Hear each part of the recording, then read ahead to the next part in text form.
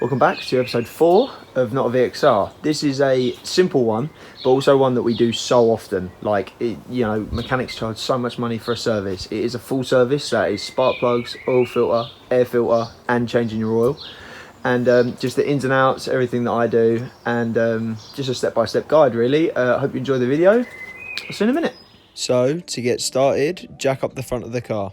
Always use axle stands. Do not get under the car with it just on top of a jack.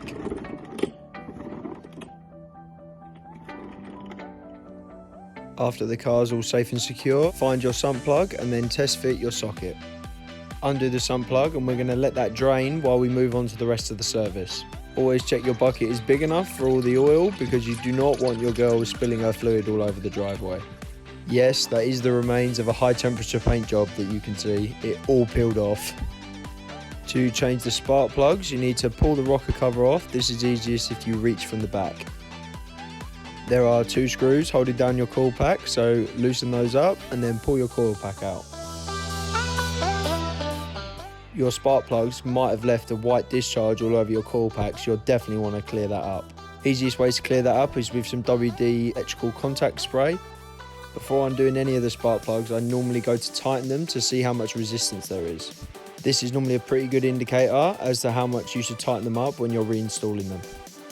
Then undo the spark plug for all 4 cylinders. When choosing the spark plug to replace it with, I went for a Bosch Iridium spark plug.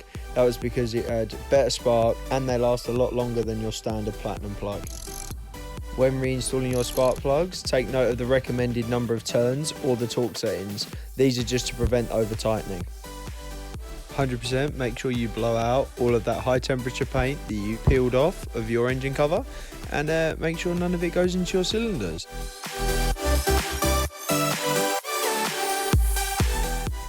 After all that, bolt back down your coil pack. The reason why these bolts are so long actually is so they can reach through the coil pack and then pressure down the suction cups on the other side. When reinstalling your coil pack, make sure that the coils actually sit on top of the spark plugs you've just installed.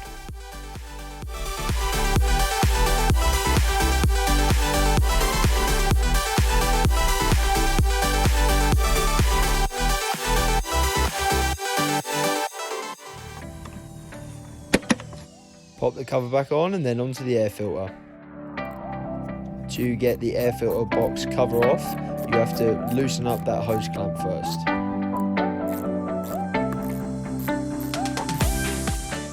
After that, undo the 4 bolts at the base of the box. To remove the cover, you need to pull out the hose and then pull the air box towards the engine. This unhooks the cover on the left-hand side of the box. Removing the conduit attached to the cover makes everything 10 times easier. Do that now. Hopefully it fits. When picking my air filter, I decided to go for a K&N performance filter. This was to just see if it could spruce up that 1.4.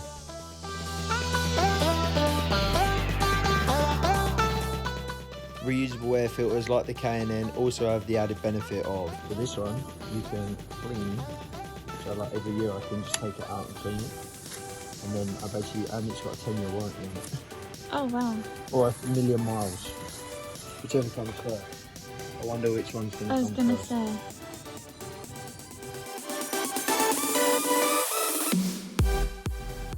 Beautiful.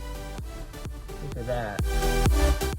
Reinstalling your airbox cover is just the reverse of the removal process.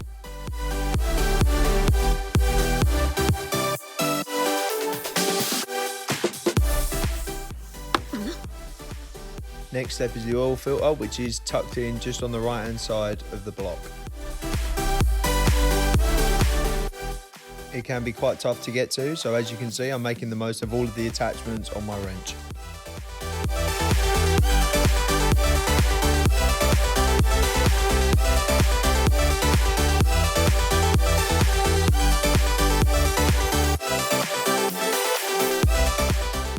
As you can see, my oil filter is dirty, but it is still intact, meaning it was still doing its job.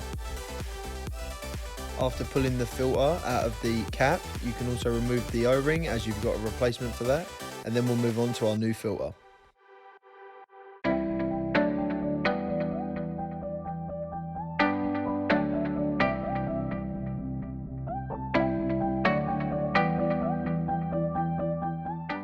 When choosing what oil filter replacement to go for, choosing a brand like Bosch is always good because you do get a replacement O-ring to make sure your oil filter doesn't leak.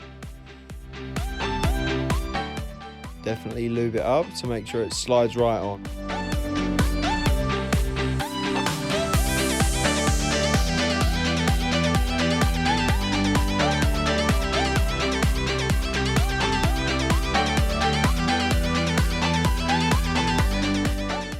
Also, when seating the oil ring, make sure it slots into that little groove between the threads.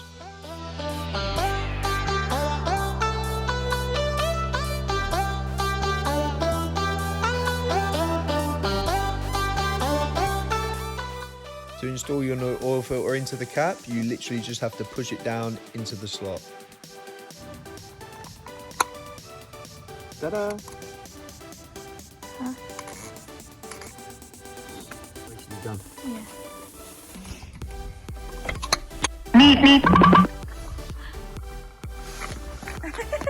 If you are a mug like me and you dropped your oil filter at some point, then you definitely need to check that there's no stones or anything lodged in the fabric, because that would definitely not be good. Once seated, just tighten it up by hand and then polish it off with the wrench. While we've been doing all this, your oil was definitely drained out to the full, so remove the bucket and reinstall the sump plug.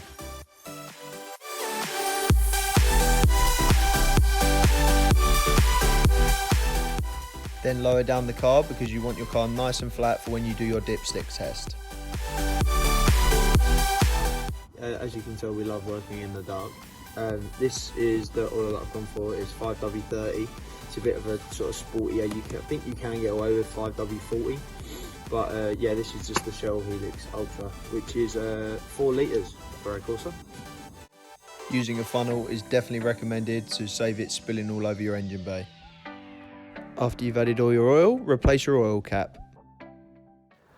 Okay guys, so when editing I realised I missed a few little tiny bits off at the end. So after you've filled up with all your oil, the next thing that you need to do is you need to run your car for a little bit. So 1-2 minutes, and it's just so you can fill the oil filter back up, because obviously if you take the reading before then, it's going to show that it's too high, whereas it actually isn't too high, it's just it hasn't filled up the whole of the sort of run yet.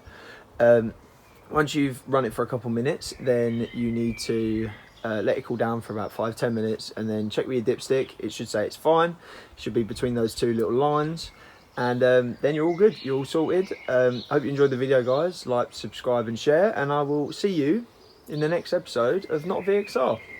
See you later.